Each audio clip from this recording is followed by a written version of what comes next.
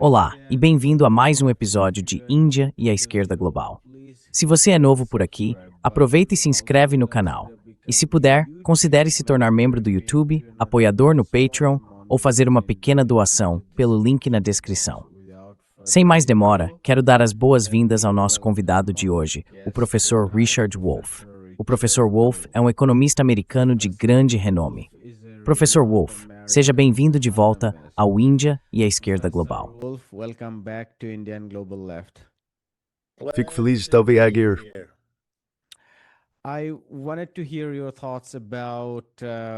Eu queria ouvir a sua opinião sobre o que estamos vendo entre o Irã e os Estados Unidos.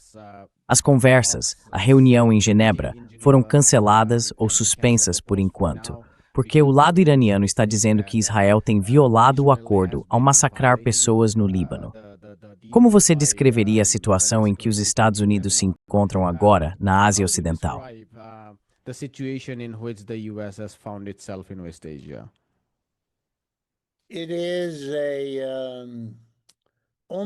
É quase um beco sem saída clássico.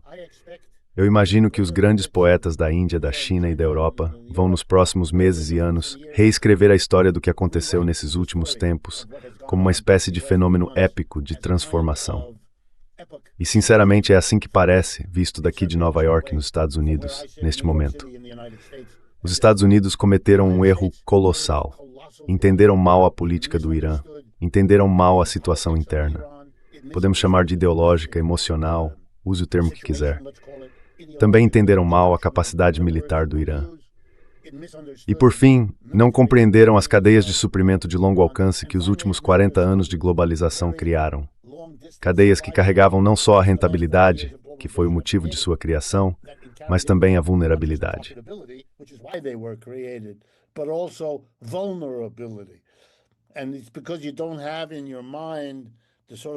É que você não tem na cabeça aquela ideia hegeliana, marxista, de que tudo se completa com seu oposto.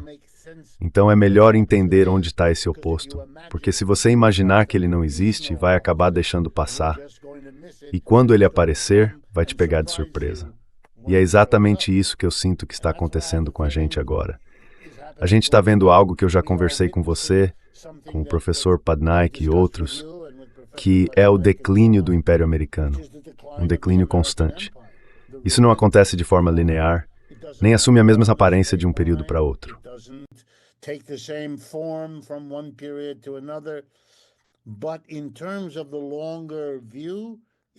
Mas olhando a longo prazo, é um declínio constante. E aqui vai outro exemplo. Isso é uma derrota para os Estados Unidos. Houve um erro de interpretação e agora o país está pagando o preço por esse erro. Só que, como ainda não entende o que aconteceu, o preço que está disposto a pagar pode ficar cada vez maior, afetar outros países e gerar novos equívocos. No fim das contas, não há um limite para isso tudo. E, aliás, o declínio do império também está enfraquecendo o próprio capitalismo americano dentro do país. E está, ao mesmo tempo, abalando a carreira do Sr. Trump, que neste momento parece mais sombria no cenário interno do que em qualquer momento do seu primeiro ou do seu segundo mandato.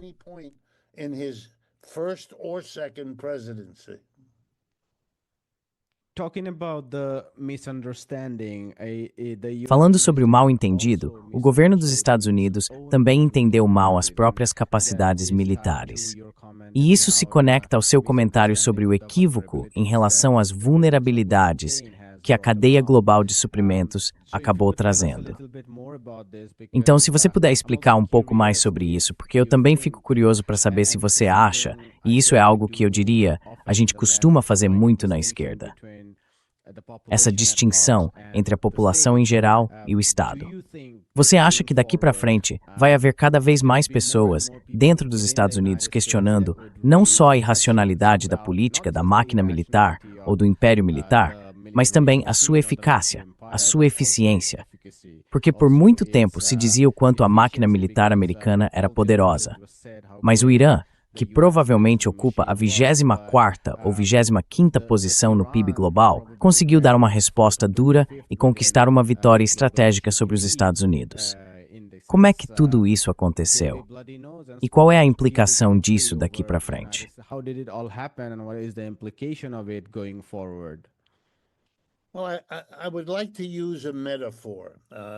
Bom, eu gostaria de usar uma metáfora para explicar minha resposta à sua pergunta. E a metáfora é a seguinte: depois da Segunda Guerra Mundial, na primeira geração, de 1945 até 1975, o capitalismo dos Estados Unidos simplesmente dominou o mundo. Todos os outros capitalistas, depois de terem vivido, se é que dá para usar essa palavra, vários séculos de colonialismo capitalista, em lugares como a Índia e em tantos outros, acabaram se destruindo mutuamente. Todos aqueles impérios coloniais, o britânico, o francês, o alemão, o holandês, o russo, o japonês, não importava muito qual. Eles se destruíram uns aos outros, com uma única exceção: os Estados Unidos. Protegidos entre os oceanos Atlântico e Pacífico, e também pelo fato de que a aviação ainda não tinha se tornado o principal modo de guerra.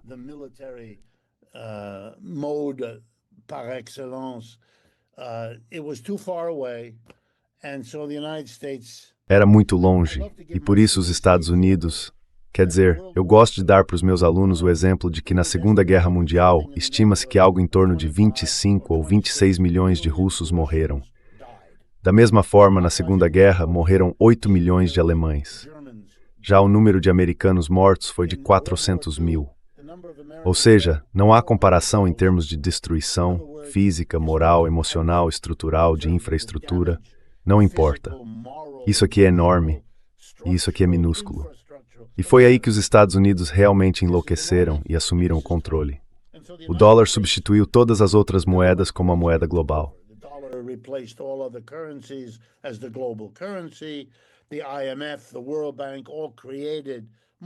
O FMI, o Banco Mundial, todos criados principalmente pelos americanos, ou pelo menos com poder de veto dos americanos. O padrão ouro, com $35 por onça de ouro, e todo o resto. E por que isso é importante? Porque os capitalistas de todas as nações que se tornaram secundárias, como a Grã-Bretanha, a França, a Alemanha, a Itália, o Japão e outras, foram aprendendo aos poucos, ao longo daqueles 30 anos, de 45 a 75, que, se quisessem ter alguma chance de sobreviver nessa nova ordem mundial dominada pelo capitalismo americano, teriam que produzir o que os americanos produziam, ou com qualidade melhor, ou com preço mais baixo, ou as duas coisas. Se não fizessem isso, não teriam nenhuma chance. A dominação dos Estados Unidos, tanto financeira quanto militar, não deixava espaço para eles.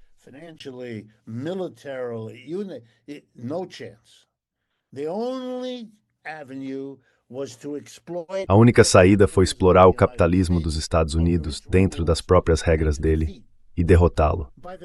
Lá pelos anos 70, eles começaram a fazer isso. Posso dizer que aqui nos Estados Unidos, a gente parou de dirigir carros com o nome Ford, Chevrolet ou Plymouth e passou a comprar Volkswagen, Toyota, Nissan e por aí vai. Foi um verdadeiro choque. E hoje praticamente não temos mais uma indústria automobilística forte. As populações asiáticas estão produzindo e comprando carros de um jeito que coloca os Estados Unidos numa posição bem secundária, até na vida dessas empresas como a Ford, a General Motors e outras, que hoje são mais ativas na Ásia, por exemplo, do que aqui nos Estados Unidos.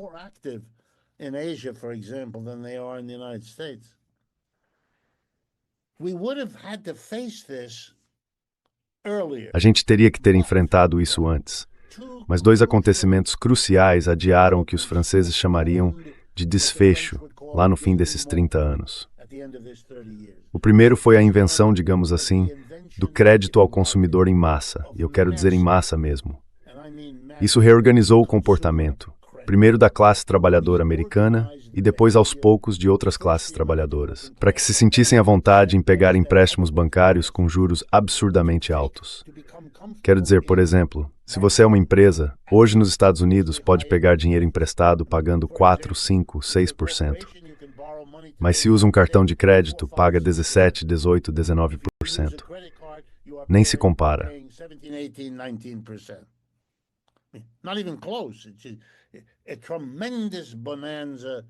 É uma bonança enorme, coberta por todo tipo de lei, que permite que a falência seja ou não seja pedida. Por exemplo, os estudantes, que hoje em grupo pegam mais dinheiro emprestado do que os usuários de cartão de crédito, não têm o direito de declarar falência. Eles não têm a proteção da justiça se não conseguirem pagar suas dívidas. Isso é extraordinário. A segunda questão foi o petrodólar, o acordo de que tudo no mundo, toda transação de petróleo, tinha que ser paga em dólares. Esses dólares se acumulavam em poucos lugares, que depois emprestavam esse dinheiro para os Estados Unidos. E os Estados Unidos podiam se endividar à vontade, o que levou à situação atual, em que o país é o maior devedor que o mundo já viu. Agora, por que isso é importante?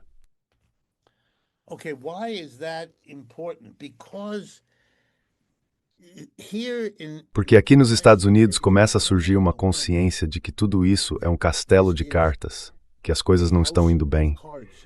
E o Irã é uma metáfora maravilhosa, quase poética. Você tem o maior exército do mundo e esse pequeno país consegue te derrotar. Ele encontrou uma vulnerabilidade, o Estreito de Hormuz. Descobriu que seu território pobre, montanhoso e em parte desértico é perfeito para esconder silos de mísseis e locais de produção de drones. E fez um acordo dentro dos BRICS, com a Rússia do outro lado do Mar Cáspio e com a capacidade de manufatura chinesa passando pela Rússia. Então o que acontece é que os Estados Unidos enfrentam agora um inimigo que os BRICS organizaram em rede. Ou seja, você não está lutando só contra o Irã, mas também contra a Rússia e a China. E isso é uma configuração completamente diferente.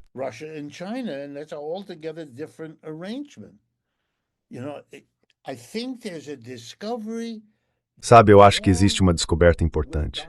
Junto com a dominação, vem também uma determinação por parte de outros países, os menores, os mais fracos, os mais pobres, de descobrir como derrotar o gigante.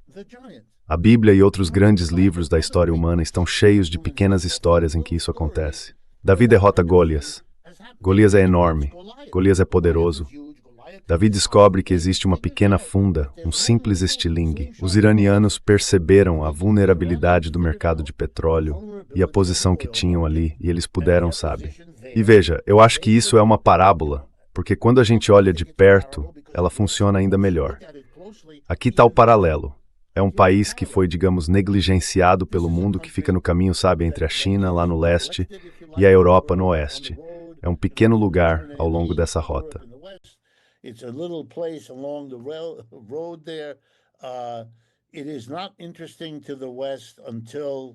O Ocidente não se interessa até aparecer o petróleo. Quer dizer, eu estou exagerando, mas é para dar a ideia. Petróleo. No momento em que entra o petróleo, bem, aí vira parte do projeto colonial. Quando eles fazem um esforço, depois de muito tempo, lá em 1953, com Mossadegh, para tentar fazer uma eleição, colocar no poder alguém que diz que vai usar o petróleo para ajudar o povo do Irã, e não as companhias britânicas, eles derrubam o cara. E fazem isso de forma tão grosseira que o país inteiro fica sabendo que foi a CIA que tirou ele do poder.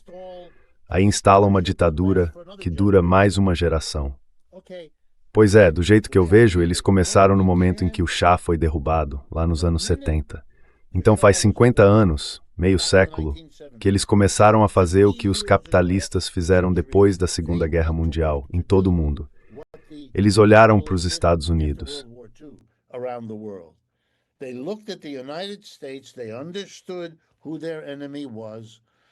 Eles entenderam quem era o inimigo deles. Os Estados Unidos estavam contra eles desde o dia em que os ayatolás e os mulás fizeram a revolução no Irã. Eles pensaram, como é que a gente vai derrotar um país com aquela força aérea, aquela marinha, aquele exército, aquele dinheiro, O que é que nós, o pequeno Irã, temos? E eles encontraram a resposta. E a mensagem para os Estados Unidos e para todo mundo que está assistindo é que o que os iranianos fizeram, todo o resto está tentando descobrir como fazer também. Cada um do seu jeito, com suas tradições, suas religiões, suas histórias, todos tentando entender como.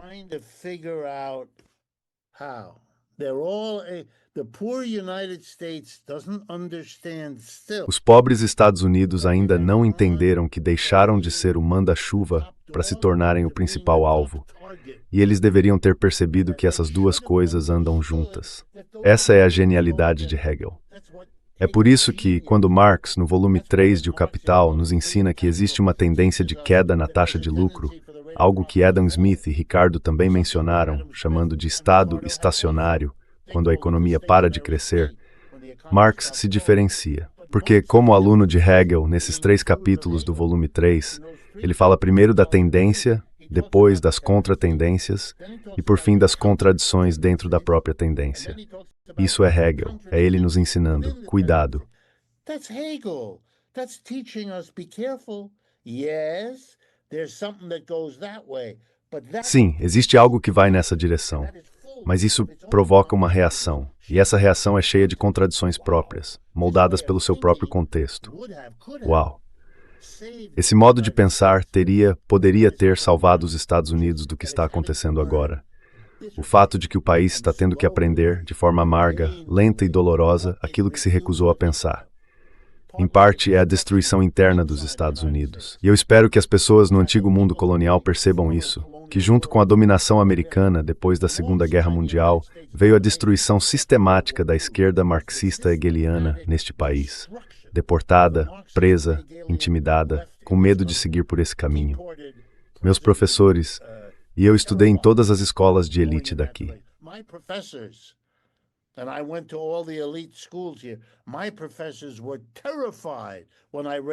Meus professores ficavam apavorados quando eu levantava a mão e perguntava sobre marxismo. Não era pelo conteúdo em si. Eles tinham medo de que se respondessem à minha pergunta e parecessem entender de marxismo, ganhassem uma reputação que acabaria com a carreira deles. Então diziam, vem no meu horário de atendimento, a gente pode conversar sobre isso, mas não me faça perguntas em sala.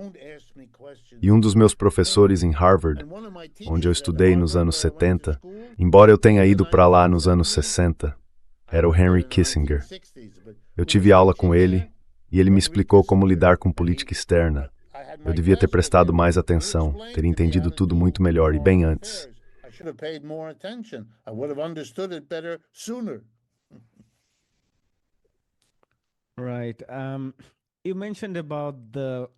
Certo.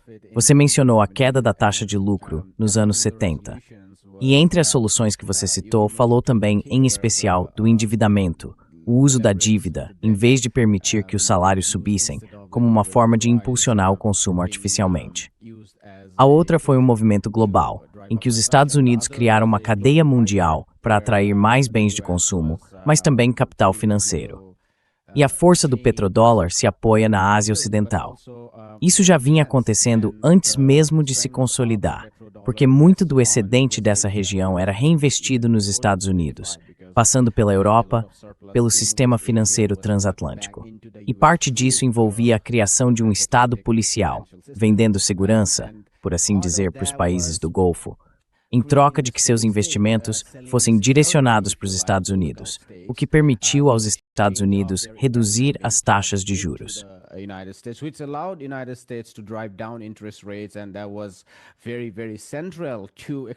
E isso foi algo muito central para a explosão do crédito. Quer dizer, isso não teria acontecido se as taxas de juros estivessem mais altas. Então, considerando que essa guerra expôs a vulnerabilidade desse império gigantesco, esse império militar, o que era vendido como um ativo do Império Americano, tanto financeiro quanto militar, esse império inchado, as bases e postos militares no oeste da Ásia foram usados para reforçar o império financeiro. Diante de tudo isso ter sido completamente abalado, e com muitos países, a maioria na verdade, não só a Arábia Saudita, mas até países como os Emirados Árabes Unidos, repensando se vale a pena continuar abrigando essas bases, me parece que o futuro do império financeiro dos Estados Unidos é muito ruim. Very bad. Yes, it's bad on so many levels. Sim, é ruim em tantos níveis que a gente nem sabe por onde começar. Você tem toda a razão. Os países do Golfo perceberam que a base militar americana, que eles aceitaram como uma forma de proteção, acabou tendo exatamente o efeito contrário. Virou um alvo. O Irã entende que pode dar uma resposta forte a cada ataque dos Estados Unidos. E considerando o colapso das conversas na Suíça, que já aconteceu, a retomada de ações militares pode acontecer a qualquer dia, ou a qualquer hora, na verdade, porque os Estados Unidos não têm mais opções. Então eles entendem que agora são alvos, e não querem ser alvos, porque um míssil pode errar por alguns quilômetros para qualquer lado, e aí não é mais uma base militar, é o pouco de cultura e desenvolvimento que eles conseguiram construir.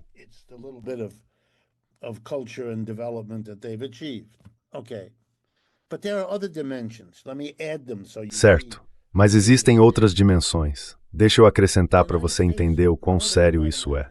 Os Estados Unidos, mais do que muita gente imagina, têm plena consciência de que perderam a guerra do Vietnã. Sabem que perderam a guerra no Afeganistão e sabem que perderam a guerra no Iraque. Em todos esses casos, o que eles sonhavam, as mudanças de regime, a reorientação, nada disso aconteceu. Veja, o inimigo no Vietnã era o Partido Comunista do Vietnã do Norte. E é basicamente esse partido que governa o país até hoje. Da mesma forma, o Talibã era o inimigo no Afeganistão. E eles governam o Afeganistão.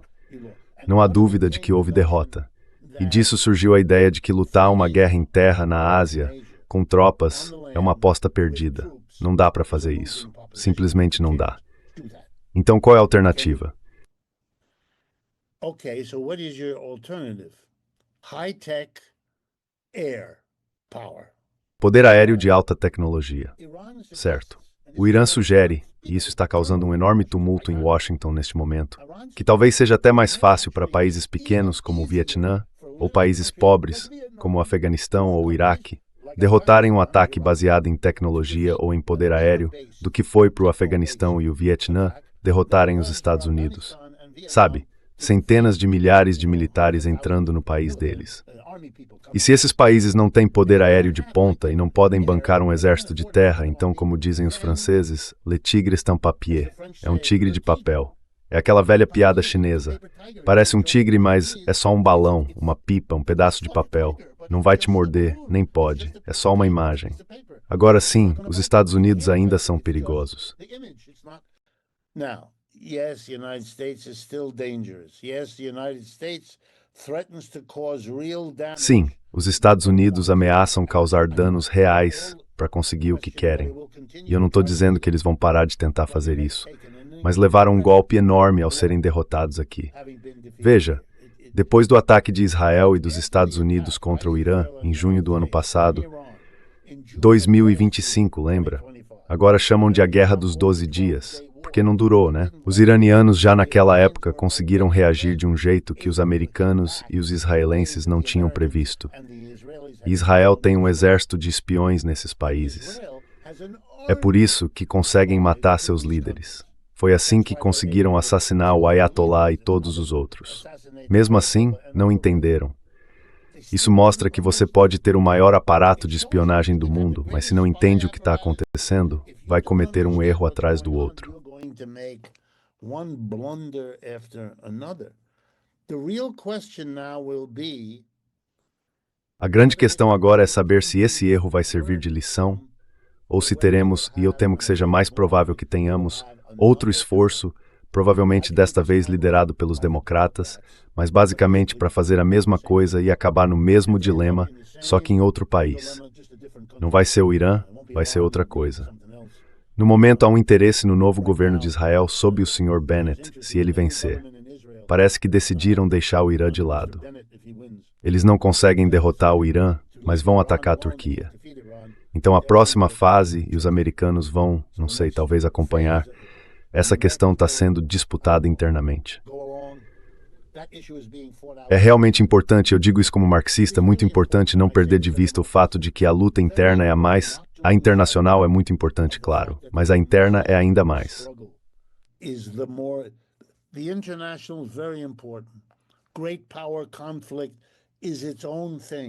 O conflito entre grandes potências é um fenômeno próprio. Ele tem o que Louis Althusser chamava de autonomia relativa. É algo que precisa ser compreendido.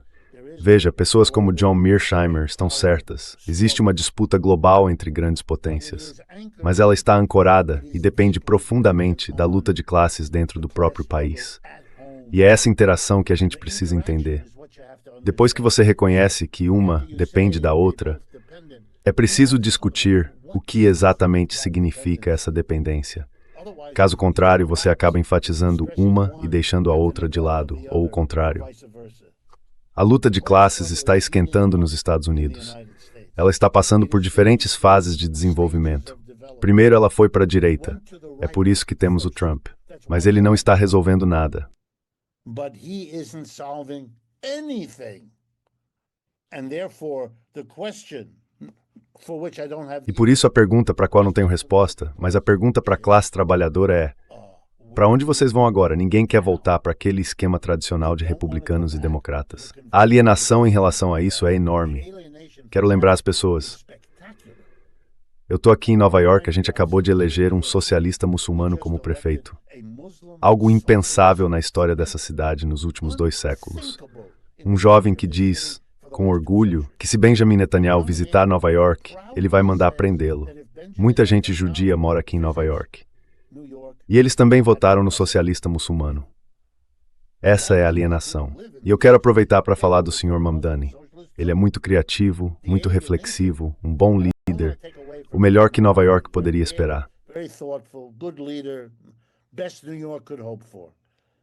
But he wasn't elected because of him or because of a social. Mas ele não foi eleito por causa dele, nem por causa do socialismo dele, nem por causa do islamismo dele, nada disso.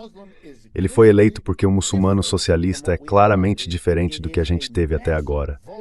Foi um voto maciço de rejeição e de alienação. E, aliás, nos últimos dias, pode ser que a próxima prefeita de Washington, nossa capital, seja uma mulher negra socialista. Veja, é de novo o mesmo fenômeno da negritude. Isso vai se espalhar pelo país? Eu não sei, não estou afirmando nada. Até agora, com certeza, ainda não aconteceu. Vai acontecer? Pode ser. E o simples fato de eu poder dizer pode ser já mostra as mudanças que estão acontecendo aqui, logo abaixo da superfície, mas que tem raiz numa classe trabalhadora cujas condições estão sendo cada vez mais apertadas. Whose conditions are being squeezed decade after decade. Década após década, eles foram perdendo a ideia de que o futuro traria mudanças, de que bastava esperar, trabalhar um pouco mais, guardar um pouco mais de dinheiro, e isso vale especialmente para os mais jovens. As pesquisas com pessoas abaixo dos 35 anos mostram que a maioria agora quer o socialismo. Mas eles nem sabem, vou ser direto e honesto, eles nem sabem o que isso é. E não poderiam saber porque isso não é ensinado nas escolas. Não é explicado. A geração que conhecia isso do passado está desaparecendo. E olha, isso é um problema sério. Quando eu faço palestras e alguém levanta a mão dizendo que quer falar sobre socialismo, eu digo, claro, antes eu esperava uma pergunta interessante. Mas não, muitas vezes a pergunta é o que é isso? E são adultos.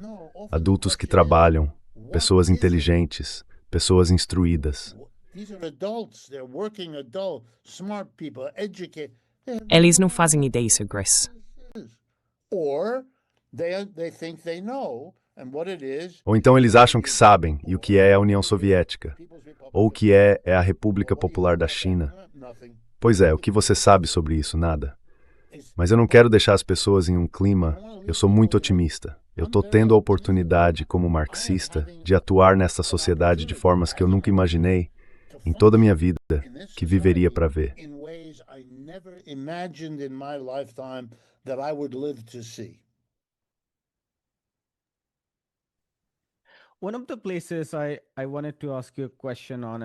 Um dos pontos sobre os quais eu queria te fazer uma pergunta.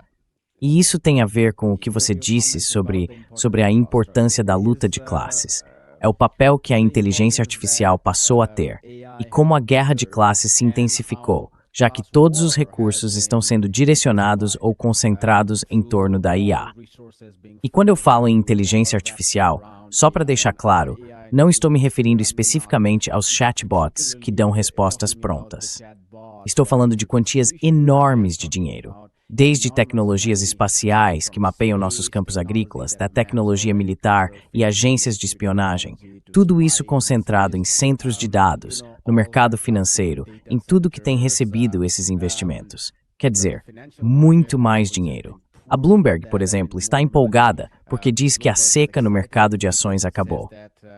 the drought in the stock market is over. Now money is coming out of the private equity. Agora o dinheiro está saindo dos fundos de investimento privados e indo para o mercado público. E as conversas, claro, são sobre empresas como a SpaceX abrindo capital, porque, ao que parece, nem a dívida é suficiente. Eles precisam de ainda mais dinheiro. E tudo isso acontece no momento em que os retornos não estão vindo. Até o CEO da Anthropic disse que, embora as avaliações estejam disparando e ele esteja otimista, não sabe quando os retornos vão chegar, nem quanto tempo isso vai levar. E se a gente olhar com bom senso, dá para ver isso como uma intensificação da guerra de classes. Porque não se trata só de uma pessoa virando trilionária. O que aconteceu foi um desequilíbrio que favorece cada vez mais a concentração de riqueza, de um jeito que, sinceramente, eu nem consigo explicar direito. I mean, in ways that I can't explain. I mean, we often talk about the last 20 years. Quer dizer, a gente costuma falar muito sobre os últimos 20 anos, sobre como esse período foi extremo. O Piketty e outros vêm mostrando isso, trazendo dados comparativos com algum atraso e tudo mais. Mas eu não sei bem para onde isso está indo, com essas empresas que valem trilhões de dólares surgindo de um dia para o outro. Então, você tem razão. É isso mesmo. E a gente vem discutindo o fortalecimento da luta de classes dentro dos Estados Unidos. Mas eu também queria te perguntar sobre a força dessa guerra de classes e sobre como a classe dos trilionários e dos bilionários ficou tão poderosa. E do ponto de vista da política da classe trabalhadora, como é que a gente enfrenta isso? Porque já não é mais aquela mobilização tradicional de fábrica, né? Então, qual seria a estratégia daqui para frente?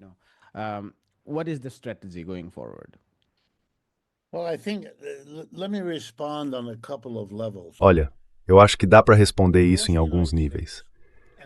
Nos Estados Unidos, e especialmente entre os mais jovens, quando saem do ensino médio, quando terminam a faculdade, não estou exagerando, existe uma depressão muito profunda. Há uma percepção muito clara de que os empregos e o tipo de vida que eles esperavam ter depois da formação, quando se tornassem adultos no mercado de trabalho, simplesmente não existem. Eles sentem que foram enganados, que foram privados de algo que nunca tiveram, mas que disseram para eles que teriam. E isso não aconteceu. Não é como morrer, porque nesse caso você deixa de existir. Eles continuam aqui, mas a vida que prometeram para eles não está. E isso se manifesta de uma forma bem interessante.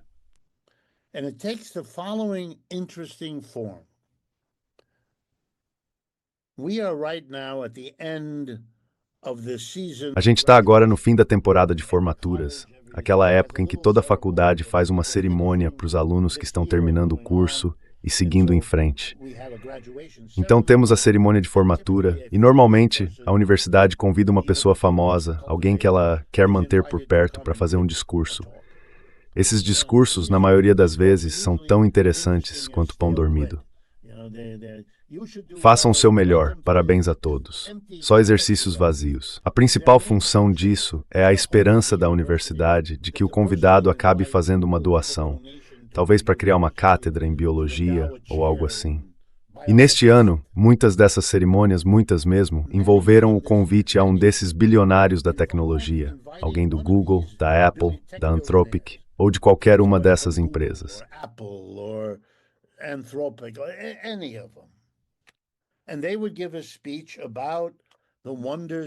E eles subiam no palco para falar sobre as maravilhas da inteligência artificial, e os estudantes vaiavam até eles saírem. Virou um fenômeno. O New York Times teve que fazer matérias perguntando o que está acontecendo com os nossos jovens. É bem fácil de explicar. Para eles, para muitos que prestam atenção, já ficou claro que a inteligência artificial tem alguma coisa a ver com isso. Eles talvez não saibam exatamente como, mas percebem que ela está ligada à falta de bons empregos para gerentes médios, para várias funções que eles esperavam ocupar. Enquanto isso, a classe trabalhadora simplesmente não tem trabalho. Dizem para essas pessoas que não existem mais empregos em fábricas, que elas podem no máximo trabalhar no comércio. Eu mesmo acabei de escrever uma matéria sobre isso. Aqui em Nova York temos 76 mil entregadores de comida.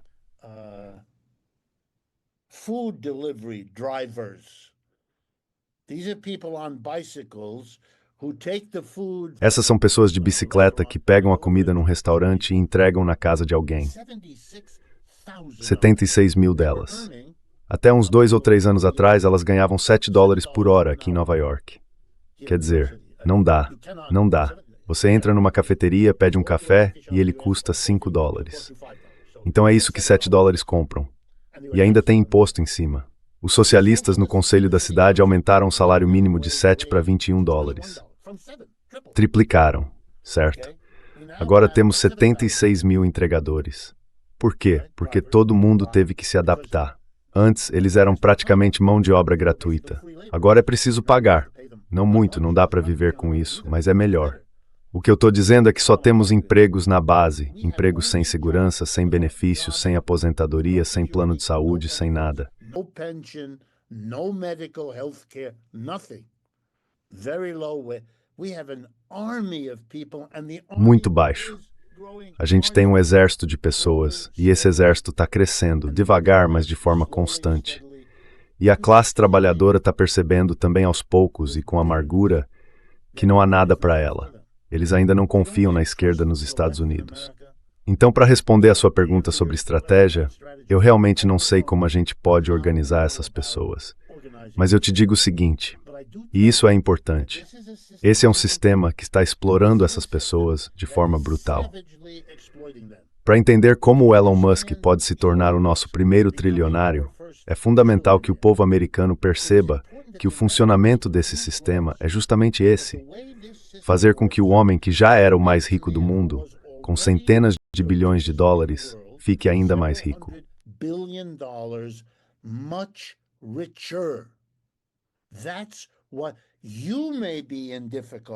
É aí que você pode estar em apuros, pode estar enfrentando dificuldades, mas há outras pessoas que estão... Agora, parte da classe trabalhadora vai ficar empolgada, como sempre ficou. Elas realmente vão pensar, se ele conseguiu, eu também posso. Ou então, se ele conseguiu, meu filho Pedro ou minha filha Maria também podem.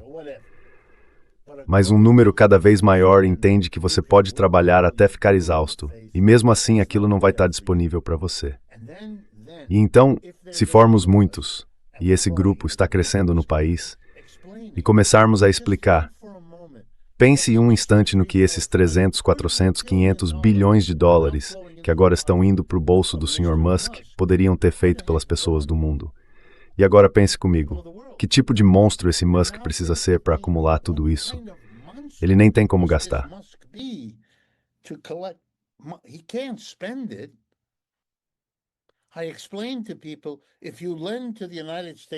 Eu explico para as pessoas assim, se você emprestar para o governo dos Estados Unidos $1 trilhão, o que ele pode fazer, o seu juro seria de 50 bilhões por ano. Isso dá 1 bilhão por semana. Quantas mansões você vai comprar? Quantos iates? Quantos aviões? Vai fazer o quê? Pular de um avião para o outro? É só isso que acontece. Aí eu digo, foi assim que ele virou o homem mais rico. Ele não fez nada. É só o juro composto trabalhando. É assim que o sistema funciona. E é um sistema maluco. Dar esse dinheiro extra para quem menos precisa tira das pessoas que mais precisam. Você concorda? Mas eles não concordam. E mesmo quando você coloca isso em termos morais, isso permite que o sentimento pessoal deles, o desejo de ter uma vida segura, se expresse através dessa linguagem moral, como se houvesse algo profundamente errado nisso tudo.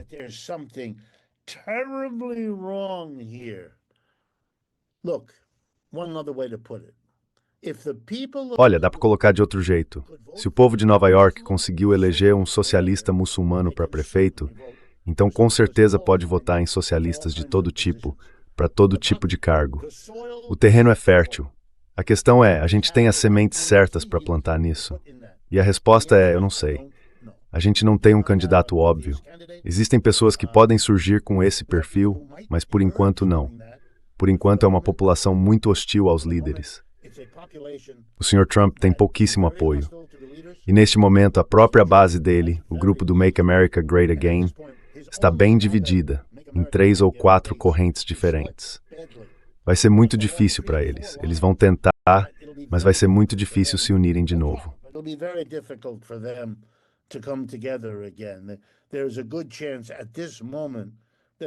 Há uma boa chance neste momento de que eles sejam derrotados de forma massiva na eleição de novembro. Tão massiva que talvez tomem uma decisão que, na minha opinião, seria um erro terrível, mas posso estar enganado. Agora, é possível que decidam impedir a eleição porque já sabem qual seria o resultado. Sim, é possível. Eu não teria dito isso há um ano. Agora eu digo, as pessoas capazes de fazer isso estão lá. Elas não têm nenhuma capacidade de se adaptar, nenhuma capacidade de enxergar nada disso. Para elas, tudo isso é uma luta maligna do Partido Democrata.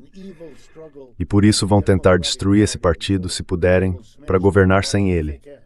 Mas tudo que isso vai fazer é tornar a luta de classes ainda mais intensa e acelerar o processo. E isso eles não conseguem parar, e nem estão tentando, porque simplesmente não enxergam.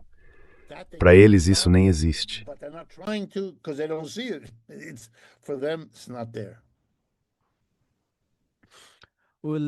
Vamos encerrar por aqui, professor Wolf. Foi uma conversa fascinante. Muito obrigado. Agradeço de verdade. Foi um prazer e espero que a gente possa repetir isso em breve. Oi, meu nome é Ayushman. Eu, junto com Jyotishman, criamos essa plataforma. Nos últimos 2 anos, a gente tem tentado produzir conteúdo voltado para a esquerda e para as forças progressistas. Até agora, já entrevistamos economistas, historiadores, comentaristas políticos e ativistas. Se você tem gostado do nosso conteúdo e quer que a gente construa um acervo voltado para a esquerda, eu tenho 2 pedidos para você. Primeiro, considere fazer uma doação para apoiar essa causa. O link está na descrição aqui embaixo. E se não for possível contribuir agora, não fique triste. Você pode sempre curtir nossos vídeos e compartilhar com seus camaradas. E, por fim, não esquece de se inscrever no canal. Don't forget to hit the subscribe button.